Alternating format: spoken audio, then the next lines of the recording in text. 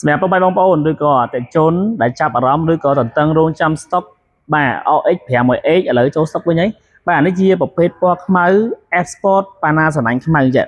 និយាយទៅអានេះស្ពណ៌ខ្លាំងមែនទែនតែម្ដងមកជុំវិញឡានហ្នឹងគឺខ្មៅសឹងតែទាំងអស់តែម្ដងអតិថិជនអរគ្នាហើយជាប្រភេទសេរីឆ្នាំចុងក្រោយទៀតជាប្រភេទ spec កាណាដាអញ្ចឹងមកជាមួយនឹងការដេបចេះពីចង្អាយ auto parking កាមេរ៉ា360 speaker 21គ្រាប់ពេញទៀតប្រភេទ Max Levision តោះមកមើលរៀងមកជុំខ្ញុំអ្នកនរអស់កាមេរ៉ា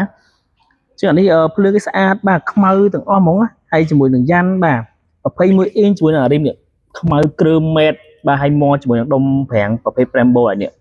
ពណ៌ខ្មៅក្រឹបហើយមានអក្សរ Lexus ដុំប្រាំងរបស់ Lexus ហ្មងបាទហើយមាន logo Export បាទ frame កញ្ចក់អីផ្សេងខ្មៅក្រឹបហើយជាពិសេសមកកាត់ក្រោយនេះបើសិនជាអតិថិជនគាត់ចង់ដឹងថា spec កាណាដាមើលមិននេះខាងក្រៅមើលតម្លៃនេះយើងអាចដឹងបានថាជាប្រភេទ spec កាណាដា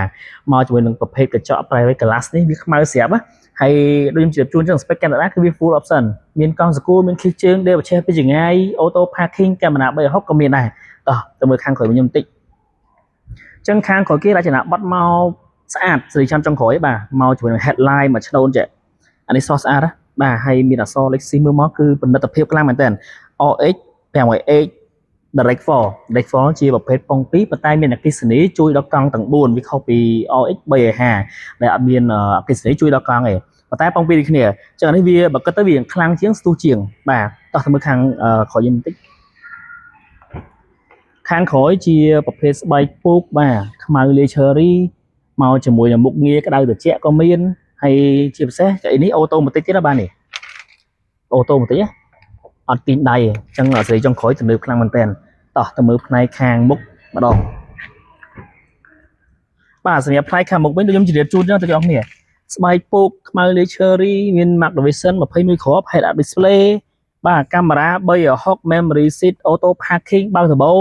ហើយ wireless charge ក៏មានហើយ skin ថ្មីនេះពុកម៉ែបងប្អូនអាចចុចជាមួយនឹង Android Auto ក៏ជា Apple CarPlay បាទមានក្តៅត្រជាក់ដូចគ្នាឆ្កូតនេះក៏មានមុខងារកម្ដៅទៀតចឹងអានេះជួយច្រើនពេលយើងចុះភ្លៀងត្រជាក់អីបាទកណ្ដាលចកូតបានអូខេអញ្ចឹងសម្រាប់មួយគ្រឿងនេះផងណាអតិថិជនចាប់អារម្មណ៍អាចជួយមករកបាននៅ Delac Auto ឬក៏អ្នកទាំងអស់គ្នាអាចតាក់ទងជាមួយខ្ញុំបានតាម Telegram ខ្ញុំដាក់នៅលើវីដេអូនេះអរគុណបាយបាយ